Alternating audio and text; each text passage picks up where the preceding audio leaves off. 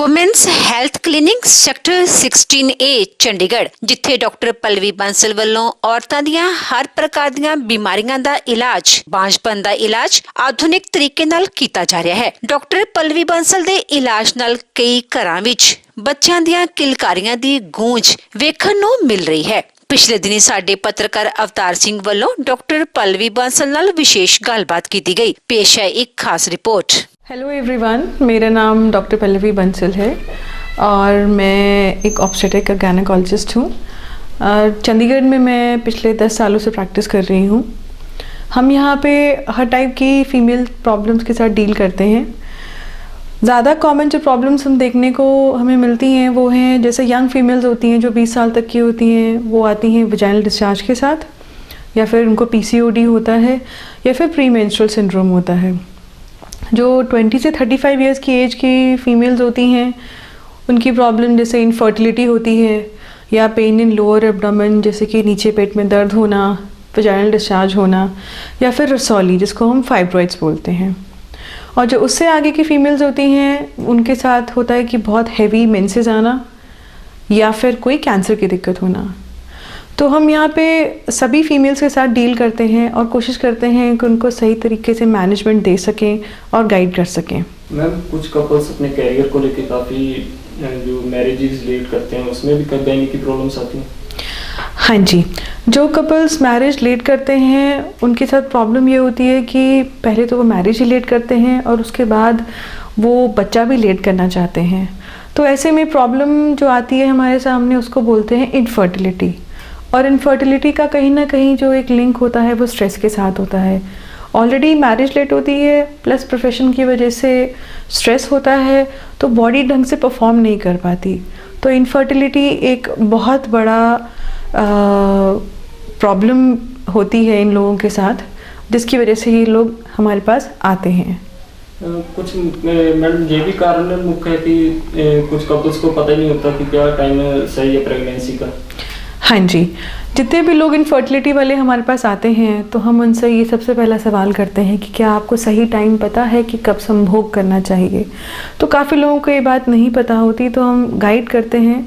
तो ऐसे में जो सही टाइम होता है वो होता है जो, अगर मान लो जो वाइफ है उसको अगर महीना आज आया है, तो अगर पहला दिन आज के दिन को मान के चलें तो 10वें दिन से लेके 15वें दिन जो होता है वो सबसे अच्छा टाइम होता है आपस में संभोग करने का, जिससे आप 8 से 10% चांसेस होते हैं कि आपको उस साइकिल में बच्चा ठहर जाएगा। तो मैडम, जिन कपल्स को बच्चा नहीं होता, प्रेगनेंसी नहीं होती, जिन लेडीज़ को अगर मान लो कि हस्बैंड में भी प्रॉब्लम है या वाइफ में प्रॉब्लम है, बच्चा नहीं ठहर सकता, तो उसके लिए कोई है अपना ट्रीटमेंट जो?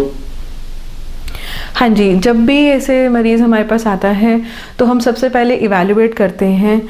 कपल में दोनों हमारे पास आते हैं और दोनों को हम अलग अलग इवैल्यूएट करते हैं। जो मेल होता है उसके शुक्राणु की जांच करवाते हैं, और जो फीमेल होती है उसके जितने भी इम्पॉर्टेंट इन्वेस्टिगेशंस होती है वो कराते हैं, और फिर उसके बाद उनके साथ शेयर करते हैं। और अगर कोई कमी आगे सामने आती है तो काफ़ी इलाज, काफ़ी साइंस ने, टेक्नोलॉजी ने काफ़ी तरक्की कर ली है कि हम अकॉर्डिंगली उनकी हेल्प कर सकते हैं।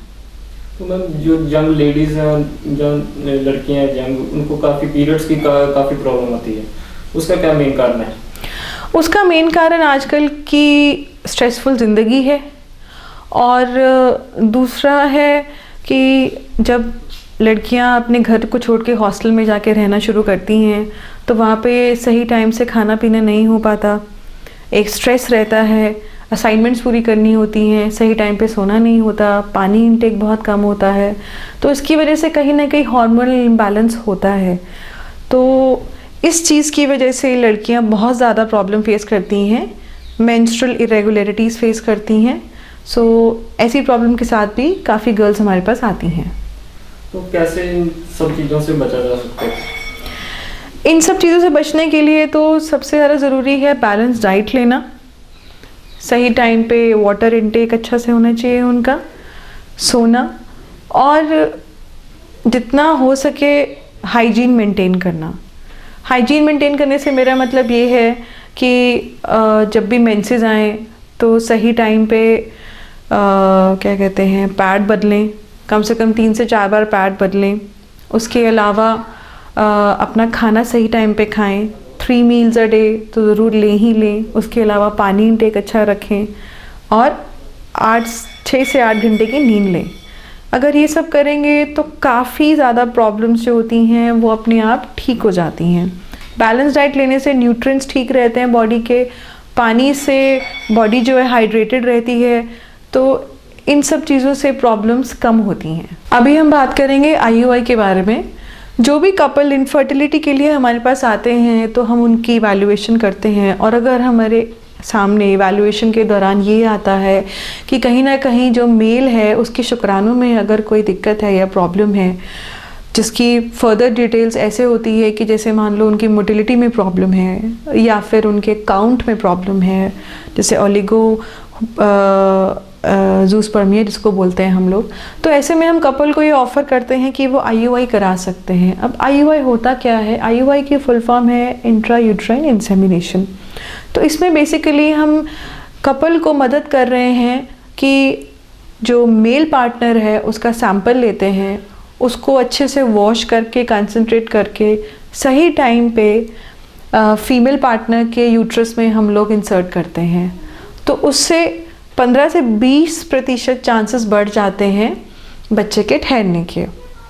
तो ये चीज़ उन लोगों को बहुत मदद करती है जिसमें मेल पार्टनर में थोड़ी सी दिक्कत होती है उनके शुक्राणु में।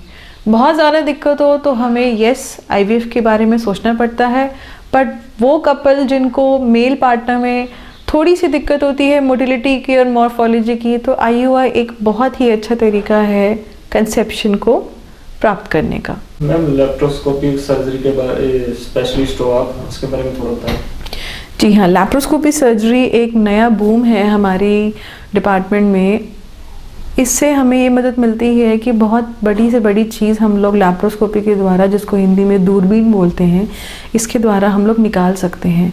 लैप्रोस्कोपी हमारे स्ट्रीम में कहाँ कहाँ हेल्प करती है, जैसे कि बच्चेदानी में जो रसौली हो जाती है या फिर अंडेदानी में जो रसौली हो जाती है, और अगर वो बिनाइन है यानी कि कैंसर की उसमें चांसेस जो हैं वो कम हैं, तो हम कोशिश करते हैं उसको लैप्रोस्कोपी से निकालने की।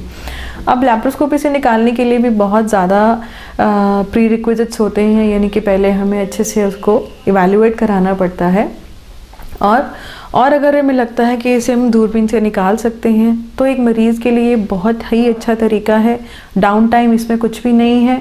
पेशेंट एडमिट करते हैं, हम लोग सर्जरी करते हैं और पेशेंट दूसरे दिन छुट्टी हो जाता है, और आप मानिए 7 से 10 दिन के अंदर पेशेंट जो है अपना नॉर्मल रूटीन काम करने लग जाता है।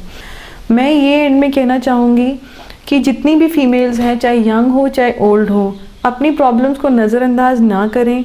सही टाइम पे अपने हेल्थ केयर प्रोवाइडर से मिलें, कंसल्टेंट से मिलें जिनके साथ वो कंफर्टेबल हैं, और सही टाइम पे इलाज अपना शुरू करें, और healthy diet, healthy lifestyle follow करें।